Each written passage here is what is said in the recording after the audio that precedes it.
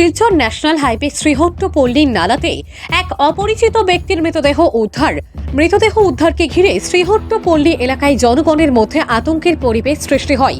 শনিবার দুপুরে national highway শ্রীহট্টপল্লীতে নালাতে এক ব্যক্তির মৃতদেহ দেখতে পান স্থানীয়রা। সঙ্গে সঙ্গে স্থানীয়রা রাঙ্গিরখাড়ি আউটপোস্টে খবর দেন। ঘটনার খবর শুনে রাঙ্গিরখাড়ি থানার পুলিশ ও ম্যাজিস্ট্রেটের উপস্থিতিতে মৃতদেহ উদ্ধার করে ময়নাতদন্তের জন্য শিলচর মেডিকেল কলেজ হাসপাতালে প্রেরণ করা হয়।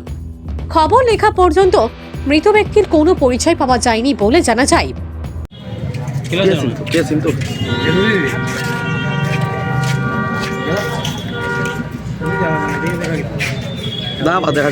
দেখা যায়নি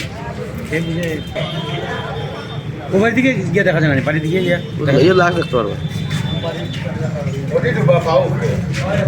পাওয়াটা খালি উপরে মুড়িটা ডুবা আমাদের দাদা কথা